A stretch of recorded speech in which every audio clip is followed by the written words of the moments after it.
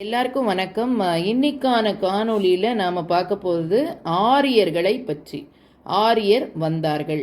ஆரியர் கிறிஸ்துக்கு முன் 2000 இந்தியாவுக்கு வந்தனர் என்பதை எல்லோரும் ஒப்புக்கொள்கின்றனர். எனவே இதற்கு குறைந்தது 1000 ஆண்டுகளுக்கு முற்பட்ட சிந்து சமவெளி நாகரிகம் ஆரிய நாகரிகம் அல்ல என்பது வெளிப்படை. சிலர் சிந்து சமவெளியில் காணப்படும் சில சின்னங்களையும் சாசனங்களையும் கொண்டு சிந்து சமவெளி நாகரிகம் ஆரிய நாகரிகம் என்று கூறுவது ஒப்புக்கொள்ளக்கூடியது அன்று.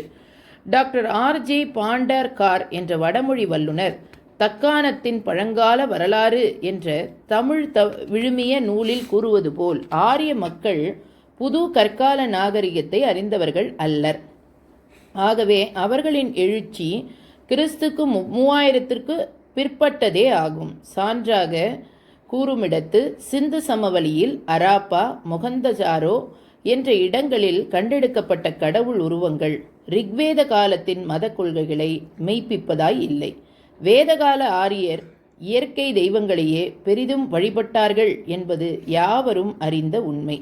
இது மட்டுமன்றி ஆரியர் தென்னாடு போந்துகாலம் கிறிஸ்துக்கு முன் 600க்கு முற்பட்டதென்று என்பது இப்பொழுது யாவராலும் ஒத்துக்கொள்ளப்படுகிறது. ஆயினும் ஆரியரின் தென்னாட்டு குடியேற்றம் ஏறக்குறைய கிறிஸ்துக்கு முன் 1000 தொடங்கி கிறிஸ்துக்கு முன் 600 ஒருவாறு முற்று பெற்றது என்பாரும் உலர். ஆனால் பாணனி எழுதிய வடமொழி இலக்கணத்திற்கு விரிவுரை எழுதிய காத்தநாயனார் என்பவர் கிறிஸ்துக்கு 4ஆம் நூற்றாண்டில் வாழ்ந்தவர். தமிழ்நாட்டை பற்றி ஒருவாறு நன்கு தெரிந்த வடநாட்டு ஆசிரியர்களில் முதல்வர் இவரே என்றால் வடநாட்டு தொடர்பு தென்னாட்டிற்கு கிறிஸ்துக்கு முன் 1000க்கு பின்னரே நேர்ந்திருக்க வேண்டும். நமது சோழ பாண்டிய மன்னர்களை பற்றி ஒரு சிறிதாவது தெரிந்திருந்த வடநாட்டு முதல்வர் இவரே. இவருக்கும் தென்னாட்டை பற்றி மிகுதியாக தெரிந்திருக்கவில்லை என்றால் ஆரியர் கிறிஸ்துக்கு முன் 1000க்கும் முன்பே தென்னாட்டில் புகுந்தனர் என கூறுவது உண்மையாகுமா? ஆகாது. கங்குலி, லோகன் போன்ற சிறந்த வரலாற்றாசிரியர்களும் ஆரியரின் தென்னாட்டு செலவு கிறிஸ்துக்கு முன் 600 தான் தொடங்கியது என்றே கூறுகின்றனர். கிறிஸ்துக்கு 1000க்கும் 600க்கும் இடையில் எழுதப்பட்ட பிராமண நூல்களும் தென்னாட்டை பற்றி அதிகமாக ஒன்றும் கூறுவதில்லை. எடுத்துக்காட்டாக அயத்திரிய பிராமணம் என்ற நூல் பழங்காலத்தவரால் தென்னாட்டுக்கு துரத்தப்பட்டனர் என்று மட்டும் கூறுகின்றது.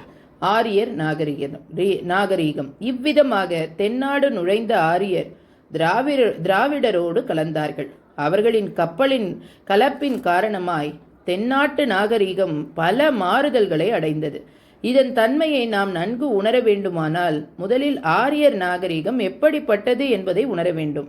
ஜெர்மனி, போலாந்து ஆகிய நாடுகளில் பலகாலம் வாழ்ந்து கடைசியாய் பாபிலோன், பாரசீகம் முதலிய நாடுகளின் வழியாக இந்தியாவில் நுழைந்தவர்களே ஆரியர்கள். இவர்கள் நம் நாட்டின் எல்லையை மிதித்த காலம் ஏறக்குறைய கிறிஸ்துக்கு 2000க்கும் முன் என்று கற்றோர் கூறுவர். ஆரியர்கள் மேற்கூறிய நாடுகளில் வெகுகாலம் தங்கினர் என்பது மட்டுமன்றி அவர்களில் பலர் ஒவ்வொரு நாட்டிலும் அப்படியே தங்கிவிட்டனர். ஆகவே நாம் இப்பொழுது மேனிட்டர் என்று கூறும் ஐரோப்பியரும் ஆரியர் வழி வந்தவர்களே. இவ்விதமாய் ஐரோப்பிய நாகரிகத்திற்கு முதல்வர்களாய் இருந்த இந்த ஆரியர்களின் ஒரு பகுதியினரே இந்தியாவினுள் நுழைந்தார்கள். எனவே மேல்நாடு கீழ்நாடு என்று இரு கூறாக பிரித்து பேசப்படும் இரு பகுதிகளுக்கும் பழங்காலம் தொட்டே ஒரு நெருங்கிய தொடர்பை இந்த ஆரியர்கள் ஏற்படுத்தினார்கள் என்பது கண்கூடு. ஆயினும் இந்திய நாகரிகமும் பண்பாடும் ஐரோப்பிய நாகரிகமும் பண்பாடும் எப்பொழுதும் ஒன்றுக்கு ஒன்று வேறுபட்டவையாகவே இருந்து வருகின்றன. இதற்கு காரணம் இந்தியாவினில் நுழைந்த ஆரியர் இந்நாட்டில் நுழைவதற்கு முன் வெகுகாலம் பாரசீக நாட்டில் குடியேறி வாழ்ந்து வந்தமையே. இது பெரும்பாலும் உண்மை என்று இப்பொழுது யாவராலும் ஒப்புக்கொள்ளப்படுகிறது. ஆரியர்கள் தந்த வேதங்களில் காலத்தால் முந்தியவை பாரசீக மொழி தெரிந்தவர்களுக்கே நன்கு விளங்குகின்றன. பிறகுதான் பிரகிருதம் முதலிய மொழிகளை ஆரியர்கள் வகுத்தார்கள். இந்தியாவினில் நுழைந்த ஆரியரும் சரி, மற்ற நாடுகளில் தங்கிய ஆரியரும் சரி, எங்கும் கூட்டம் கூட்டமாகவே சென்றனர், தங்கினர், வாழ்ந்தனர். இதனால் இவர்களுள் இனப்பற்று ஏற்பட்டது. ஆனால் ஆரியர்கள் காட்டிய இனப்பற்று பரந்த பற்றாக திகழவில்லை. முன்பின் காணாத நாட்டிலே வழிநடக்கும் ஒருவன் தனக்கு உற்ற துணை ஒன்றை தேடுவது போல் ஆரியர்கள் பலரை துணைக்கு கொண்டார்கள். ஆனால் தங்கள் நம்பிக்கைக்கு ஏற்றவர்களாய் இருக்கும் பொருட்டு இவர்களை உறவினர்களாகவே பார்த்து எடுத்துக்கொண்டார்கள். சில சமயம் நெருங்கிய உறவினர், சில சமயம் தூர பந்துக்கள், சில சமயம் தங்களுக்கு எவ்வழியோ சொந்தமானவர்கள், இப்படி பல திறப்பட்டவர்களாய் இவர்கள் இருந்திருக்கலாம். இவ்விதமாகவே குலம், சாதி, கிராமம் என்ற பாகுபாடுகள் ஆரியர் நாகரிகத்தில் முதலிடம் பெறலாயின. ஒவ்வொரு கூட்டத்தாரும் தங்கள் பழக்க வழக்கங்கள், உண்ணும் முறைகள், வழிபாடு முறைகள் என்பவற்றை தம் போக்குக்கு ஏற்ற வண்ணம் அமைத்து கொண்டனர். இவ்விதமாய் ஒழுக்கங்கள் எழுந்தன. ஒழுக்கங்களை பின்பற்றி எழுந்தன அரசு, போர், இனப்பிரிவும் இங்கனம் எழுந்தவற்றில் முதன்மையாய் கூறத்தக்கவை புரோகிதம், சேனை தலைவன், சமிதி, சபை முதலியவை ஆகும்.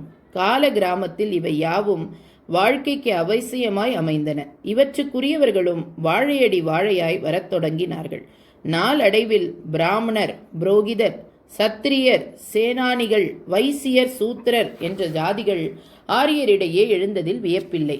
விஸ் என்ற சொல் வேதங்களில் குலம் என்ற பொருள் வருகின்றதென்றாலும் அது பாமர மக்களையே குறிக்கும் சொல்லாயிற்று. அன்றாட வாழ்க்கைக்கு அவசியமாயிருந்த இந்த பாமர மக்கள் நாளடைவில் வைசியர்கள் ஆனார்கள். சூத்திரர் என்ற சொல் பரிதாபத்துக்குரியவர்கள் என்ற பொருள் பெறும். பொதுவில் கூறுமிடத்தில் இவர்களைத்தான் வேதங்கள் தாசியூக்கள் என்று கூறுகின்றன. ஆயினும் தாசியூக்கள் என்ற சொல் அர்த்தமற்ற சொல் என்றும், முதல் திராவிடரை சந்தித்த ஆரியர் இகழ்ச்சியின் காரணமாய் அவர்களை இப்படி கூறினார் என்றும், இதற்கு முக்கற்றவர் என்பது பொருள் என்றும் பலர் கூறுகிறார்கள். இது எங்கனமாயினும் இப்பொழுது தாசர் என்று வழங்கும் சொல் இதனடியாய் பிறந்தது.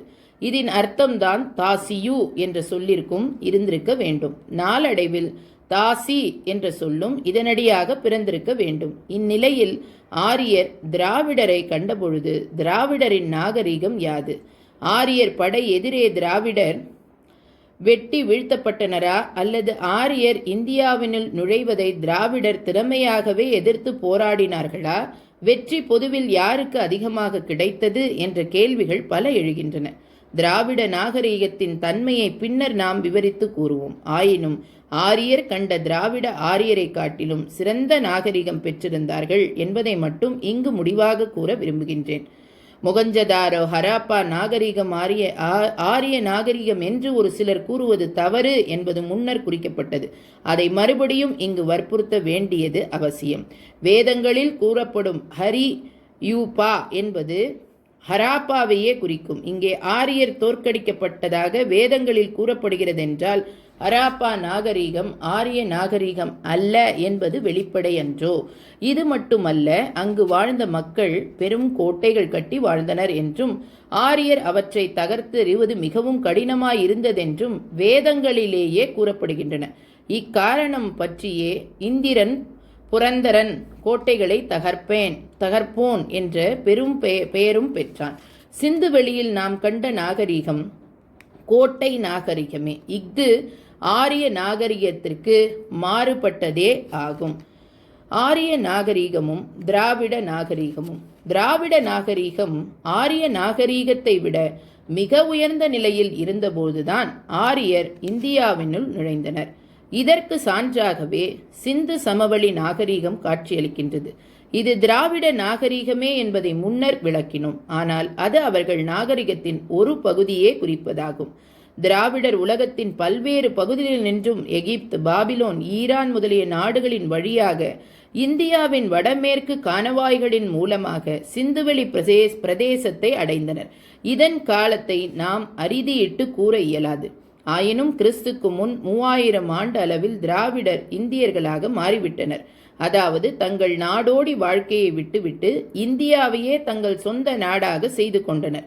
இதுவே சிந்து சமவெளி நாகரிக சின்னங்கள் நமக்கு காட்டும் முதல் உண்மை. சிந்து வெளியில்தான் முதல் இந்தியரின் வாழ்க்கை ஆரம்பமாயிற்று. இது காரணம் பற்றியே நம் நாடும் இந்தியா சிந்தியா என்பதின் திரிபு என்ற பெயர் பெற்றது.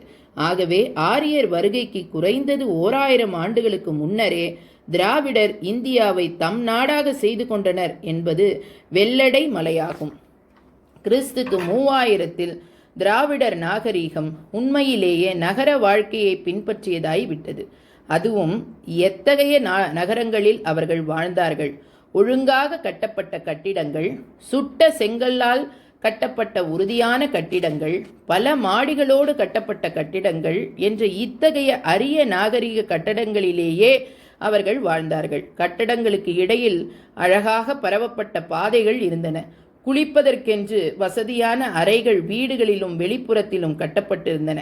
அங்கே தண்ணீர் ஓடுவதற்கு வீட்டின் உள்ளும் வெளியேயும் சாலைகளிலேயும் செங்கல்லால் மூடப்பட்ட கால்வாய்கள் இருந்தன. பாதைகளின் அகலம் ஏறக்குறைய 30 அடி.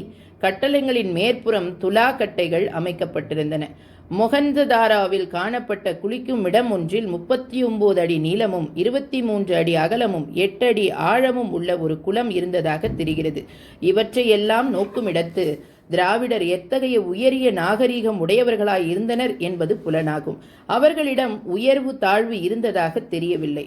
அவர்கள் நமக்கு விட்டு சென்றிருக்கும் சிந்து சமவெளி நாகரீகங்களில் மோசமான கட்டிடங்களே இல்லை. ஏழைகள் வீடுகள் ஒருவேளை அழிக்கப்பட்டிருக்கலாமோ என்று சொல்வதற்கும் இல்லை. ஏனெனில் அக்கால மக்கள் மணலில் வீடு கட்டி கொண்டதாக தெரியவில்லை. சிந்து வெளியில் செல்வர்களின் மாளிகைகளுடன் வேலைக்காரருக்கென்று ஒதுக்கி வைக்கப்பட்ட சில கட்டிடங்களின் சின்னங்களையும் நாம் காணுகிறோம். ஒவ்வொரு வேலைக்காரனுக்கும் 2 அறைகள் கொண்ட வீடு ஒன்று கொடுக்கப்பட்டிருந்தது என்பதாக தெரிகிறது. பழங்கால திராவிட மக்களின் அகத்தூய்மைக்கு அவர்களது புறத்தூய்மை ஒரு எடுத்துக்காட்டு.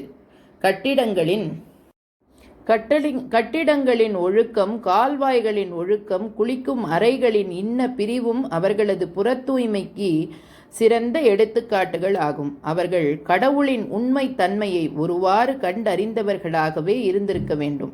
கோயில்கள் என்று சொல்லக்கூடிய பெரிய கட்டிடங்களும் சிந்து வெளியில் காணப்படுகின்றன. இலங்கத்தின் உயர்வையும் அரசமரத்தின் பெருமையையும் சிந்து சமவெளி சின்னங்களிலே நாம் காண்கிறோம். அது மட்டுமல்ல, கடவுளே நம்மை காக்கக்கூடியவர் என்ற கருத்து புலப்படும் வண்ணம் மிருகங்களின் மத்தியில் 3 தலையை உடைய மும்மூர்த்தி போன்ற உருவம் பசுபதி காணப்படுகிறது. மாட்டின் பெருமையையும் இவர்களுக்கு தெரிந்ததே. அக்காலத்தில் பயிர் தொழிலில் பலர் ஈடுபட்டிருந்த போதிலும் கைத்தொழிலும் கால் கடந்த வாணிகமும் சிறந்த முறையில் நடந்து வந்தன. ஈரானில் கிடைக்கப்பெற்ற சிந்து சமவெளி இலச் சின்னங்கள் திராவிட வணிகர் பலர் அங்கு வெகுகாலம் வாழ்ந்தனர் என்பதை காட்டுகின்றன. அப்பொழுது பஞ்சு நூலை முதல் விற்றவர்கள் திராவிடரே. இவர்களுக்கு மொழி இருந்தது. பேசும் முறை மட்டும் அல்ல, எழுதும் முறை தெரிந்திருந்தது. இவர்களுடைய எழுத்துக்கள் முற்கூறியபடி சித்திர எழுத்துக்கள். அவற்றை அறிஞர்கள் 270 என்று கணக்கிட்டிருக்கின்றனர். இவற்றிலிருந்தே தமிழ் பிறந்தது என்பதும் அவர்கள் கருத்து. பழங்காலத்து திராவிடர் அரசாட்சி முறைமையை கற்றிருந்தார்கள். அவரது கட்டிடங்களில் காணும் ஒழுக்கமும் திட்டமும் சிறந்த அரசாட்சி முறைமையின் கீழாகத்தான் ஏற்பட்டிருக்கக்கூடும்.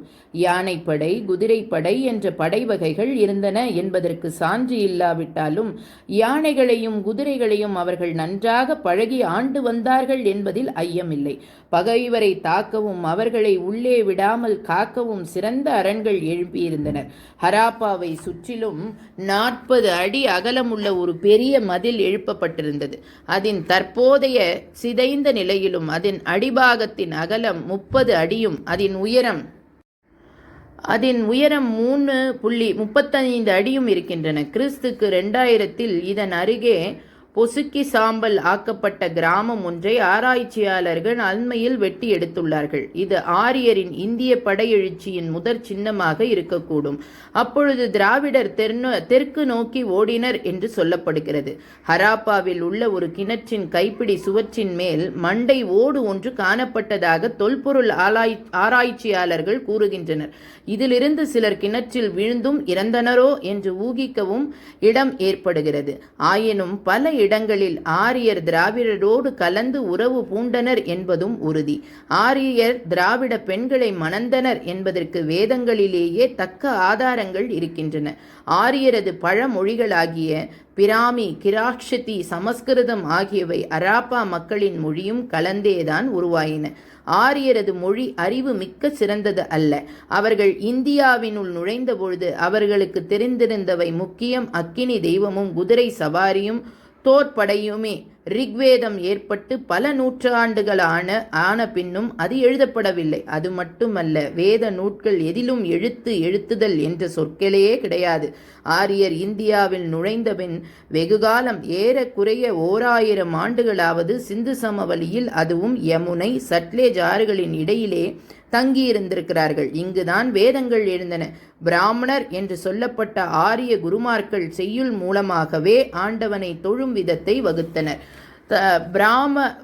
பிரம்மவர்த்தம் என்ற பிற்கால நூல்களால் போற்றப்படும் இவ்விடை வெளியிலிருந்து கிழக்கு நோக்கி கங்கை கரையை அடைவதற்கு ஆரியருக்கு 1000 ஆண்டு பிடித்தது. இந்த காலத்தில்தான் திராவிடர் வட இந்தியாவின் கிழக்கு பாகத்தை அடைந்து அங்கிருந்து மகாராட்டிரம், மைசூர், பீடாபூமி வழியாக தென்னிந்தியாவை அடைந்தார்கள் என்று நாம் கொள்ள வேண்டும். நம் நாட்டின் பழங்கால வரலாற்றின் கால வரையறையை பற்றி இன்னும் முடிவாக கூற முடியாதென்றாலும் ஆரிய படையெழுச்சியின் காலம் கிறிஸ்துக்கு 2000 என்றும் அவர்கள் சிந்து சமவெளியில் வாழ்ந்த 1000 ஆண்டு வேதகாலம் எனப்படுவது கிறிஸ்துக்கு 2000க்கும் 1000க்கும் இடைப்பட்ட காலம் என்றும் கிறிஸ்துக்கு 1000க்கும் 500க்கும் இடைப்பட்ட காலமே பிராமணம் முதலிய நூல்களும் புராணங்களும் இதிகாசங்களும் எழுந்த காலம் என்றும் பொதுவாக இப்பொழுது ஒப்புக்கொள்ளப்படுகிறது. கடைசியாக குறிக்கப்பட்ட இந்த 500 ஆண்டு காலத்தில் வட இந்தியாவில் இருந்து வந்த திராவிடர் பலர் வடகிழக்கிலிருந்து தென்னாடு நோக்கி புறப்பட்டதற்கு தமிழ் நூல்கள் சான்று பகர்கின்றன. அவர்களை பின்பற்றி ஆரியரும் அதே காலத்தில் தென்னாடு போனார் போலும். Thank you so much. மறக்காமல் சப்ஸ்கிரைப் பண்ணி இந்த சேனலுக்கு ஆதரவு கொடுங்க. தேங்க்யூ.